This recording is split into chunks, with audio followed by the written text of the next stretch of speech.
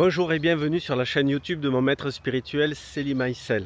Aujourd'hui je suis dans le parc de l'école en Alsace et aujourd'hui est un jour particulier puisque c'est l'anniversaire du départ du maître, de sa mort, en tout cas de sa mort physique. Et aujourd'hui un certain nombre d'élèves se sont réunis dans la matinée pour se rencontrer à cette date-là. C'est le maître lui-même qui avait dit qu'il y avait deux dates importantes à fêter pour un maître spirituel, en tout cas pour se relier à lui, c'est le jour de sa naissance et le jour de sa mort. Et pour vous faire un cadeau à vous également, j'ai diffusé ce matin dans le cadre de l'école une très belle vidéo. Je ne vous dis pas le titre, vous allez la découvrir dans quelques instants, mais c'est une très belle vidéo que je vous invite à regarder plusieurs fois, que je vous invite à étudier. Et faites-moi confiance, je vais en faire de même. Voilà, belle vidéo à vous, bon 14 avril et à très bientôt sur YouTube. Merci.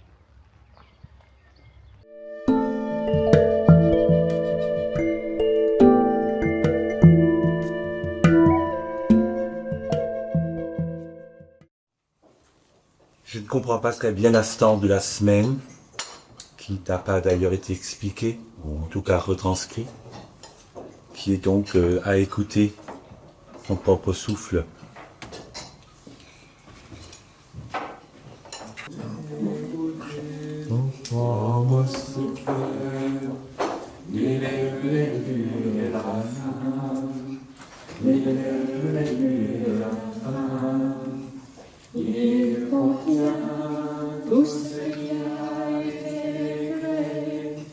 Avant le début des temps, il est le début et la fin, il est le début et la fin, et depuis il obtient tout ce qui est caché, tout ce qui est manifesté, il est le début et la fin, il est le début et la fin.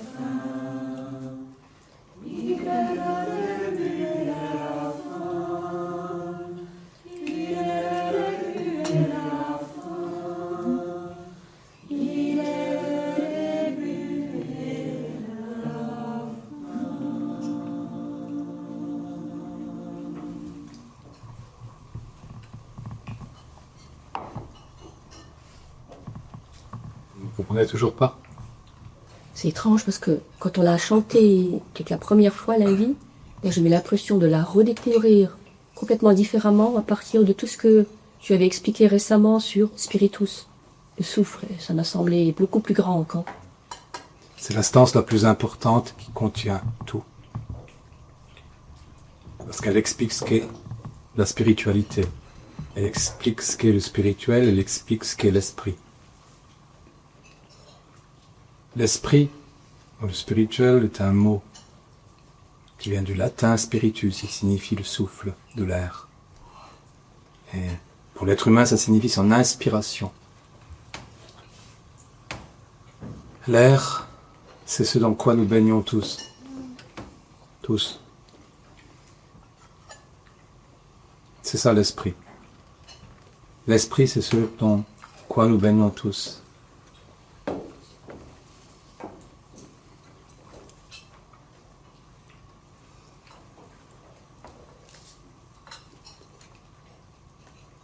Il était là au début, il est à la fin. Avant que l'être humain ne soit, il était là. Et quand l'être humain aura disparu, il sera toujours là. Et pendant que l'être humain est là, sa seule façon réelle d'entrer en contact avec l'esprit, c'est à travers le souffle.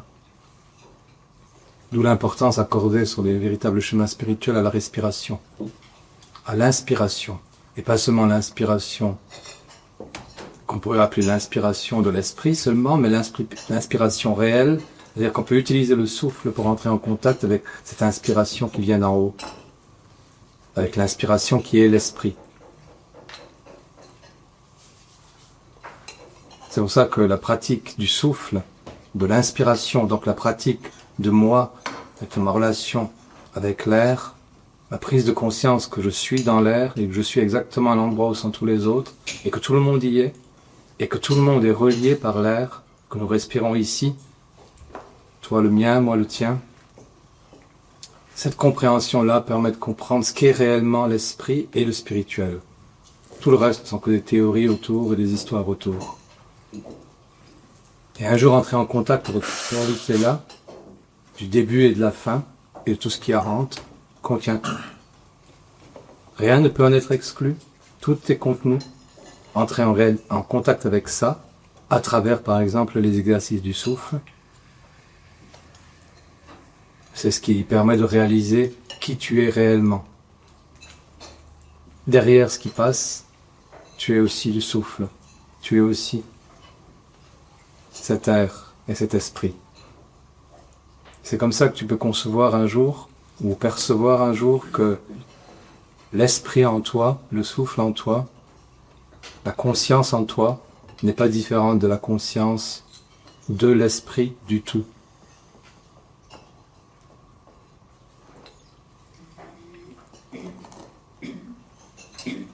Et de façon simple et pratique, ça signifie que la conscience de la respiration, c'est la conscience de l'esprit. Et c'est le chemin aussi. La conscience de la respiration est le chemin qui mène à la conscience de l'esprit. Parce que c'est la conscience. Toi, tu prends conscience de la conscience.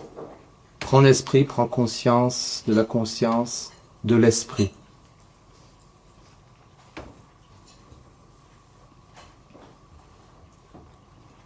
Il n'y a qu'une seule condition.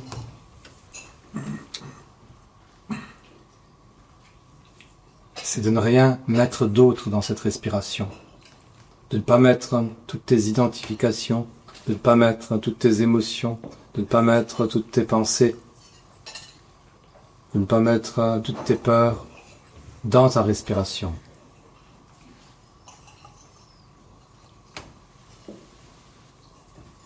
De ne pas t'identifier à tout ce que tu mets dans ta respiration, de façon à ce que cette respiration ne soit pas une petite respiration identifiée et étriquée, mais qu'elle devienne la respiration.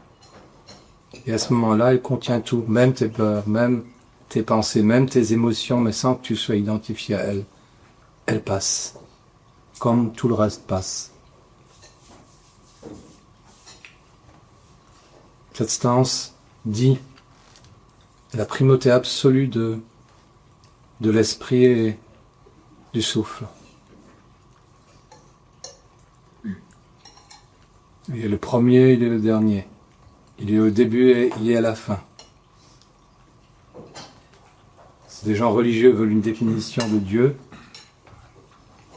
ils l'ont.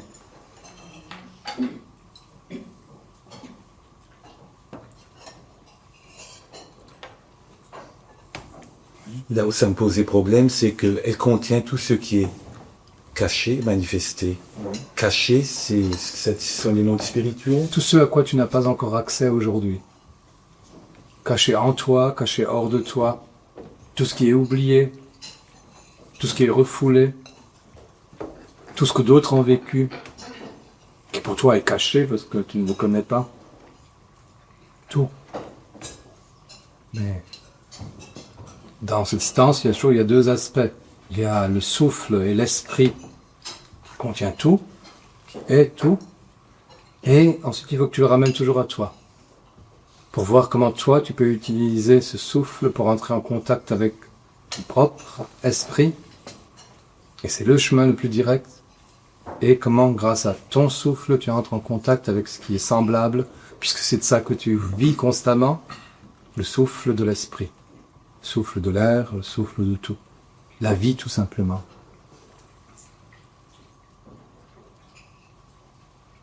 Et donc le souffle est également, la pratique du souffle est également le moyen pour toi d'entrer en contact avec ce qui est connu et avec l'inconnu. D'entrer en contact avec ce qui est visible et avec ce qui est caché.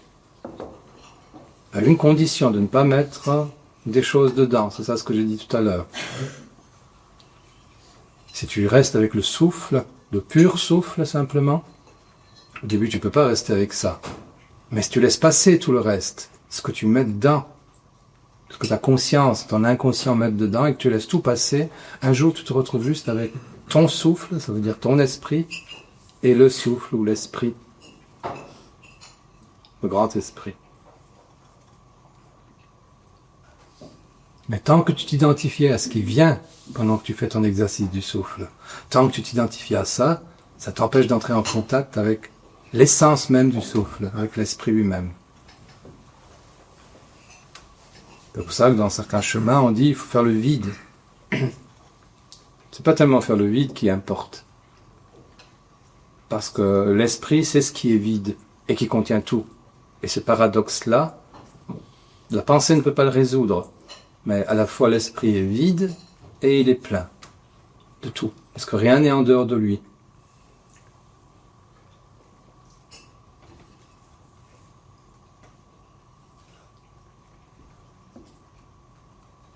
Dans la pratique de la conscience de la respiration, est-ce qu'il y a des indications supplémentaires où chacun essaie tout simplement de faire comme il peut à la pense, sachant que ça va s'améliorer avec l'entraînement?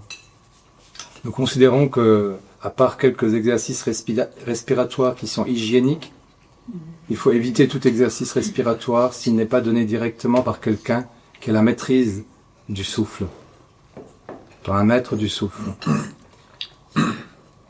En attendant, la chose la plus importante, c'est d'être le plus souvent conscient possible de ton souffle, de ta respiration. C'est tout. Aucune autre indication.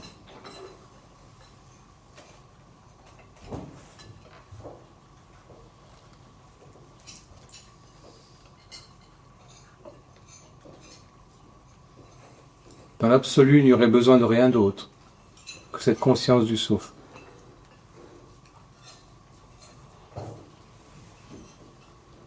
Tout le reste, c'est peut-être simplement pour occuper un peu l'esprit à des choses saines, plutôt qu'il ne s'occupe de choses malsaines. Parce que les choses saines favorisent la prise de conscience du souffle. Donc les choses malsaines, on s'y identifie et elles éloignent de cette conscience.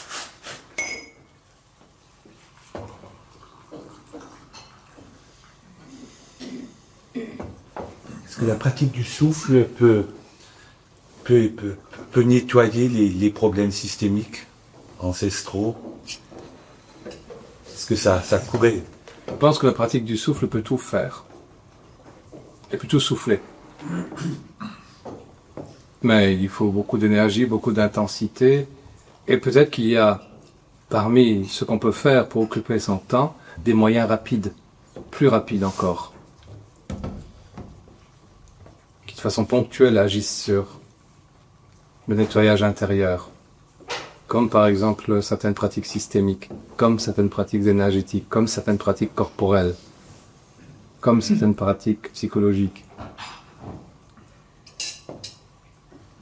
Mais, à mon sens, détaché de la pratique du souffle, ça signifie toujours détacher de soi-même.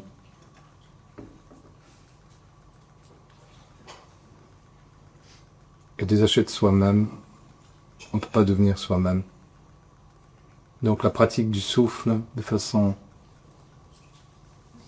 au moins rythmique, régulière, y revenir souvent, tranquillement, est chose vraiment importante. Surtout que ça agit de façon immédiate aussi à tous les autres niveaux. Quelqu'un qui pratique les exercices de souffle simple, cette prise de conscience simple du souffle, en même temps physiquement se détend, psychologiquement il se détache de ce qui le tracasse comme émotion négative. Au niveau des pensées, la concentration sur le souffle permet d'évacuer les schémas de pensée plus rapidement. Et c'est comme ça dans tous les domaines. Donc cette pratique est la base de tout travail. Et elle peut être faite, et la quatrième voie c'est ça, elle peut être faite n'importe où, dans n'importe quelle situation, à n'importe quel moment, n'importe quelle circonstance, n'importe où. Cette pratique peut être toujours une espèce de présence comme ça, qui nous accompagne. Et en plus, Le souffle, la pratique du souffle a cela d'intéressant, c'est que il nous accompagne du début à la fin. Il ne vous abandonne jamais. Et à votre dernier souffle, vous partez avec lui, vers ailleurs. Mais c'est encore le souffle.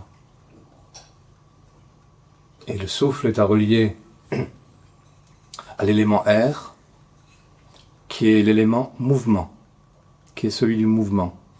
C'est-à-dire, c'est celui qui permet la vie et l'évolution. C'est celui qui favorise le mouvement physique, et non pas la sclérose et la mort physique. C'est celui qui favorise le mouvement des émotions, et la nature des émotions, c'est ex movere, ça signifie être dans le mouvement, qu'elle soit dans le mouvement, qu'elle passe. On peut avoir toutes sortes d'émotions, il faut les laisser passer. La nature de la pensée, c'est qu'elle tourne toute la journée, en mouvement. Il faut l'aider à s'éloigner aussi et à passer. La nature des énergies qu'il y a en nous, c'est le mouvement. Il faut aider ces énergies à circuler par le souffle.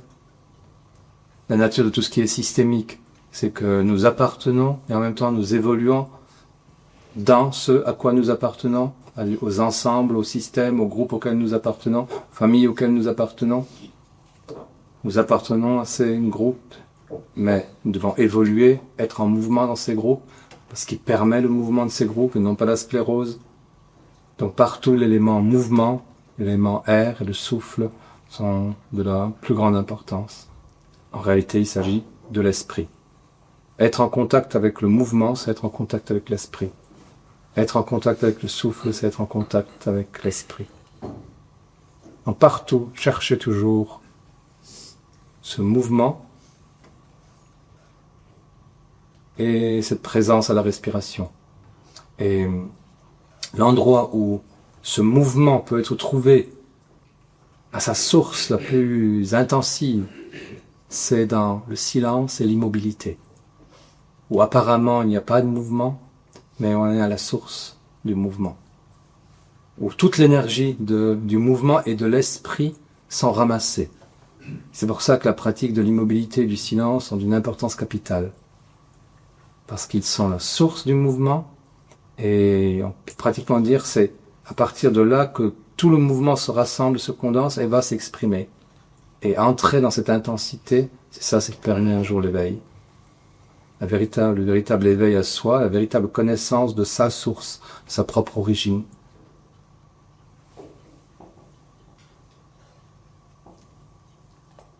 Bonne journée. Merci.